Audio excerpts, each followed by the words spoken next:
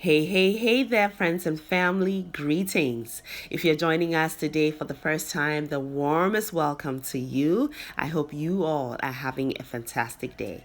Yes, we are presenting butter bread, which is the same as Agege bread, again today on this channel. I have a previous video, but this was prepared with a lot of intricacy so that if you're looking forward to replicating the recipe, you will have fewer questions to no questions at all. You will be able to replicate the recipe with much ease. In my previous video, there were a lot of questions that came up. So today, I'm really going to take my time and work with you together, measuring the ingredients accurately. So stay with me. Now, I get everything I need ready, prepped to go, okay?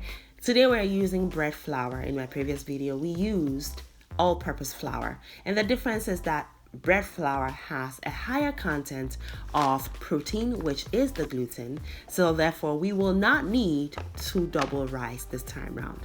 So I pour the entire flour into a separate bowl.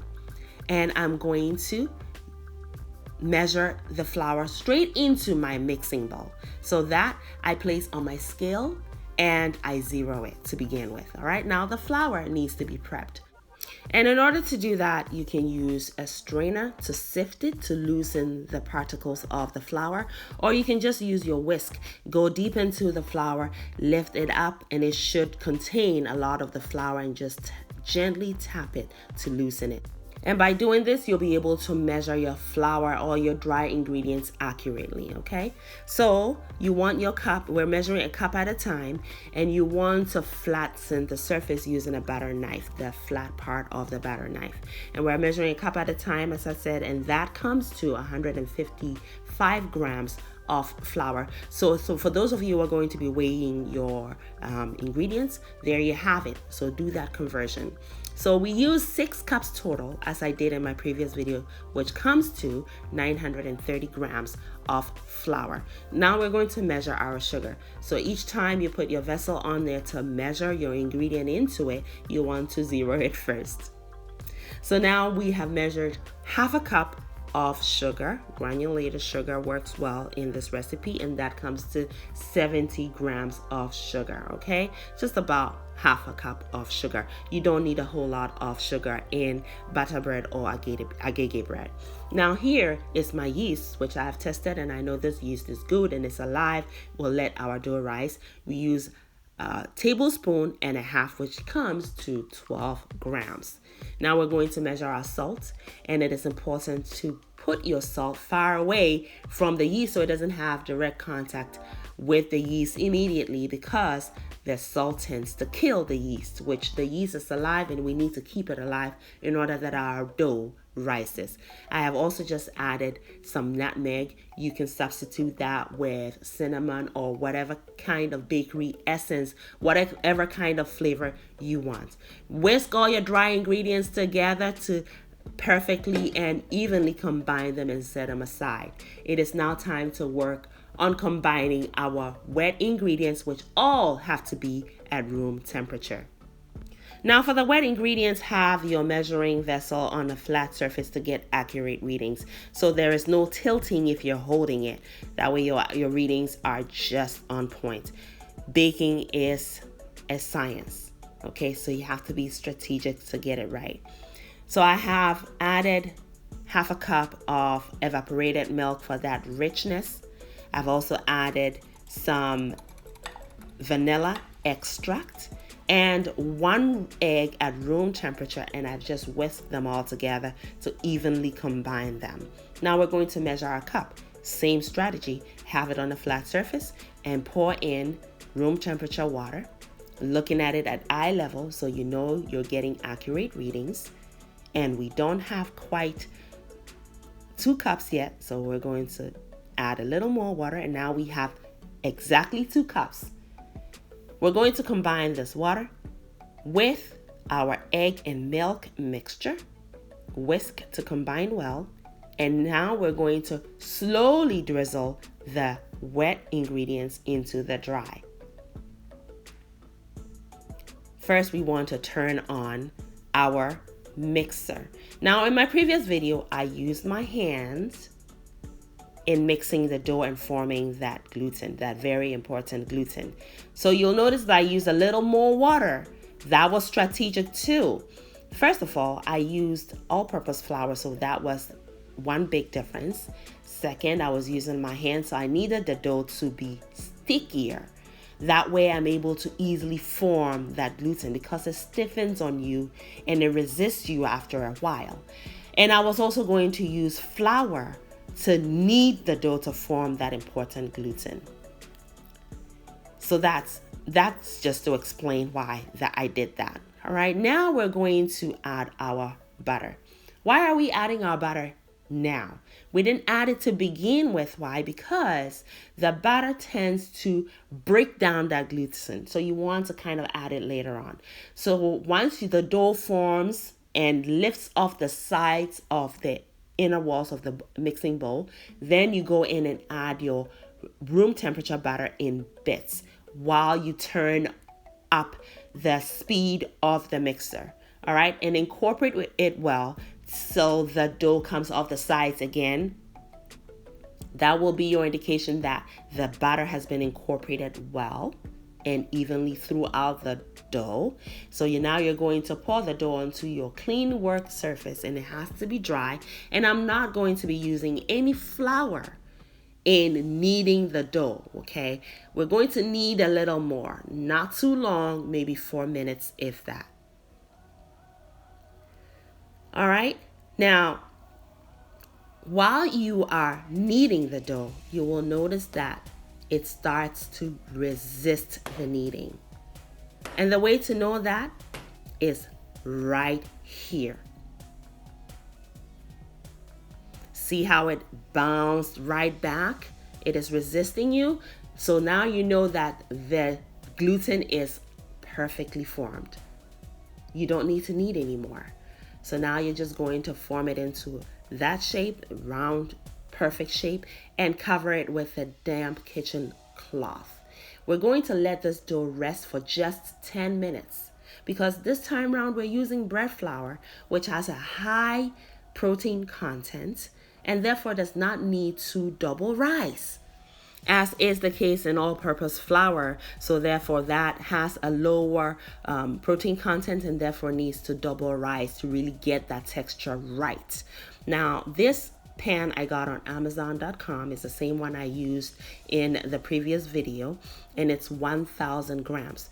Now if you do not find the 1,000 gram covered pan on Amazon, I'm going to link it below for you. But if you don't find it because they ran out or whatever the case might be, you can use any bread pan. It doesn't have to have a cover on it to bake this bread. All right, it's just a mold. It just gives it that classic butter bread or agege bread shape. That's all it does.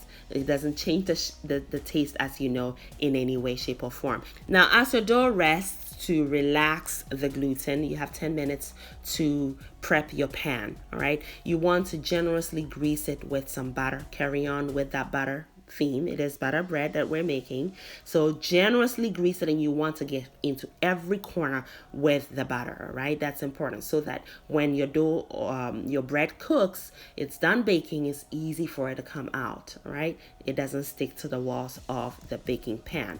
Now that 10 minutes has passed, your dough is relaxed. You can see it's easier to work with. It's not resisting you. And so just take it, spread it out into about a rectangular shape, and you're going to fold it toward you because what you're doing is forming the shape of a log of wood. All right, so kind of pinch and pull towards you and tack it in. Now use your thumb to tack in and use the heel of your palm to press down to form a seam. All right, an incision like seam, and then roll it out. And you want your log of dough to be even throughout. And here is that seam. You want to lay the dough seam side down into your pan. And very important, friends, when you're laying the dough into the pan, be careful to not scrape off the butter and the flour, because you want a struggle-free removal of the final product from this mold, okay? So tap it down once so the dough settles perfectly into the very bottom of the pan, and then close it. Now, this pan is available on Amazon.com, like I said previously, so you can use that if you have access to it. Otherwise, you can use any pan at all. Now, it was warm outside, so it only took 45 minutes for it to rise. Now, you don't want it to rise all the way to where it touches the lid, no. Otherwise, when you bake it, the dough is going to find its way out through any hole it can find its way through. All right, so you want to have at least an inch from the top of the pan to the top of the dough. You want that free space when it rises, and that should take about 45 minutes outside in a temperature that's about 95 degrees Fahrenheit. So just keep an eye on your dough, okay, depending on the temperature of where you are. Now, I have placed on there some water. That's going to create moisture as it bakes, because we want this bread to bake nice and moist. We don't want too crusty, and we definitely don't want it to be dry. We're going to bake for 1 hour, 60 minutes, okay, at 325 degrees Fahrenheit. So you notice, friends, that we did not double rice this dough, because again, we're using bread flour, which is equivalent to the flour we use in Ghana. So our hard flour, and that's what we refer to that flour in Ghana, we call it hard flour. So we have the hard and we have the soft. The hard flour is the same as bread flour. It does not need to double rice because of the high protein content.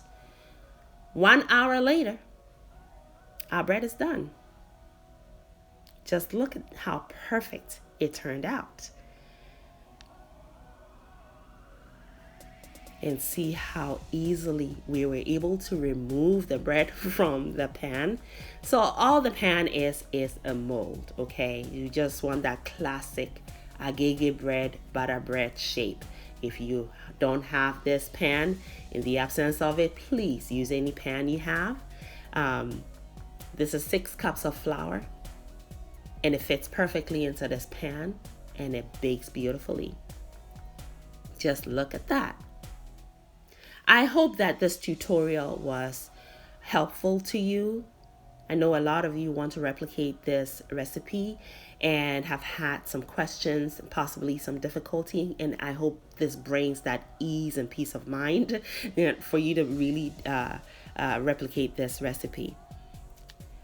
It has been resting for 30 minutes. It's still a little warm, but it's rested well, and that's important before you cut into the baked bread. And just look at how it cut through it, just like butter. And the texture was perfect. It brought me right back to those memories we made in my mother's bakery. My mother's bakery was called Lily Mark, which is her first name and my father's first name put together. Those memories I will cherish forever. Just look at this bread.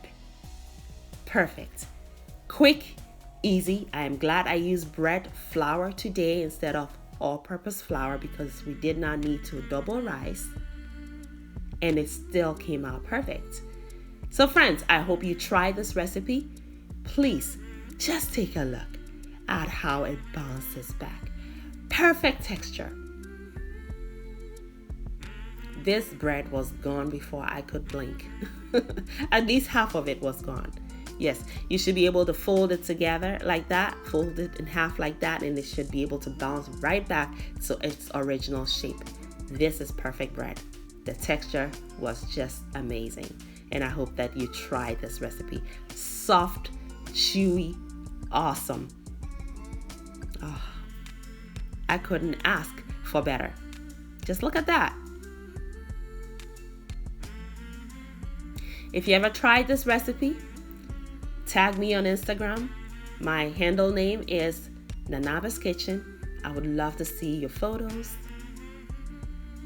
Let's continue to interact. Don't forget to click the like button to help me out. It helps to promote my videos. Also subscribe if you haven't already done so, because you will not get disappointed on this channel. I really appreciate all your support and all your love. And to my returning subscribers, you all know how deep this love is. I couldn't have come this far without y'all. Now my daughter spread some butter onto it. She said, "Mom, what should I do?" And I'm like, I don't know, just spread the butter. Be generous if you want to. We don't eat butter bread every day, so it's okay. So there Farah goes. She is ready to dig right into this. Yes, this was lovely. It turned out perfectly. And I was a happy woman. So I baked some sugar bread as well using butter bread, and that recipe also is coming up shortly. Keep on staying tuned. I thank you all so much. As always, friends and family, make it a great day and have fun, especially in that kitchen.